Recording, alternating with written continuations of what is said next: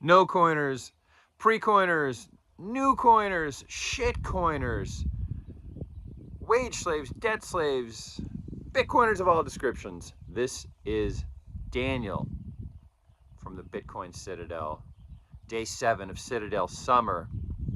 Today, I'm going to talk about right versus left and how that stuff is all coming to an end. Right versus left actually got started in 1789, French Revolution. It's just the way that people, sat in the assembly in France. On the right-hand side, all the people who supported the monarchy, what we would call conservatives today, right? Left-hand side, the revolutionaries, firebrands, the people who wanted to change things were over there. And actually, the communards came from France. So communism got its start over there, right? So left and right. And that distinction and the French Revolution and all that stuff comes from the rise of the nation state, which was due to the industrial age starting. So feudalism ends, industrial age starts, right versus left becomes the dominant paradigm in politics. Well, guess what? The industrial age is no longer what is the driving metaphor of society. The megapolitics have changed, and now we're in the information age. And we're pretty far down the road in the information age now. And left versus right no longer is the frame that you want to have and moving forward as nation states lose power. I mean, there's some feudal stuff around still, right? I think one of the key things about the end of feudalism was the separation of church and state. One of the key things about the information age is going to be the separation of money and state. And since we are, this is a Bitcoin channel, Bitcoin is one of the keys of that. And that is the separation of money and state. And that is an information age thing, right? And in the information age, it's no longer going to be left versus right, red versus blue. And if, a couple of weeks ago, you guys probably saw that picture that came out where it had, red versus blue, and it had the blue side now. It was about how many different kinds of people are in the coalitions, the left and the right, the red and the blue, and, what their, kind of their idea space, what kind of latitude the different groups have for different ideas. And the blue is like, it's like a fist now, right? All the stars were in one tight ball, and the red is a big, looks like a galaxy. There's much more room for differences of opinion on the right than there are on the left right now, right? I think, right versus left is really coming to an end as a useful framework for politics, right? Because the nation state is coming to an end. And really, I follow Nolan Bowerly with his description of orange versus green, right?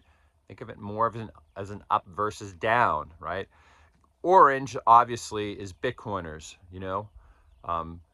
with the kind of time preference that we have where we're patient, we're willing to wait, we're optimistic. We think that, we have this hardest of all currencies, and we can wait for stuff, right? We want high quality. We have optimism about the future.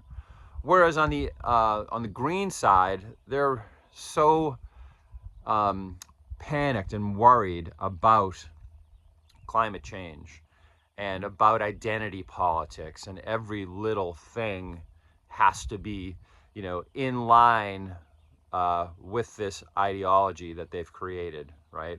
I'm a Bitcoiner, so, obviously my bias is on the side of the orange team, right?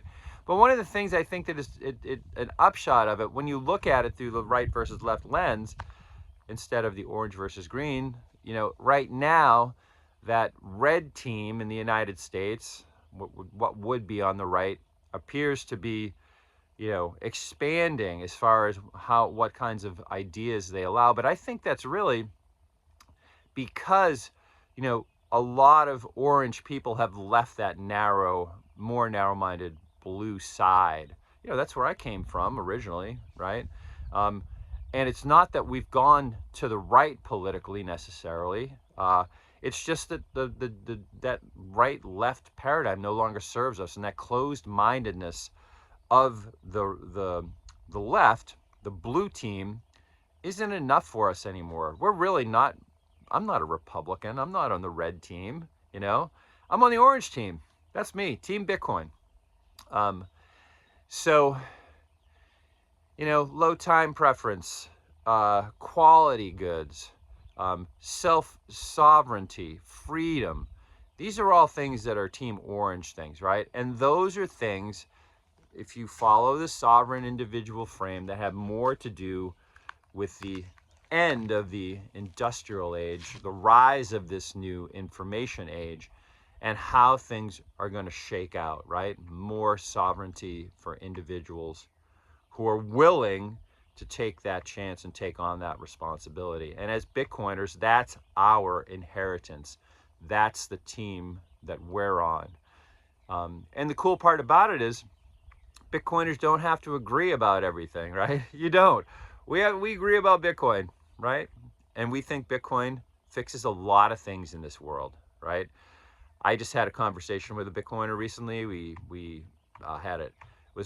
It was kind of heated, you know. We went back and forth about things, and at the end of the day, it was like, we're cool, you know.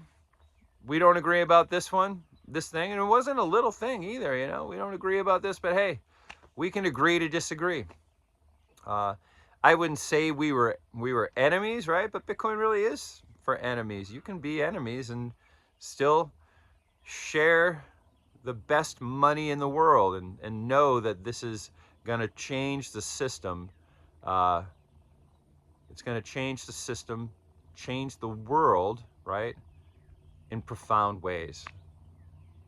All right, that's all for today. I think next week I'm going to move to a different spot. So I like this spot, but I think I'm going to find another place to do my Citadel summer morning rant from.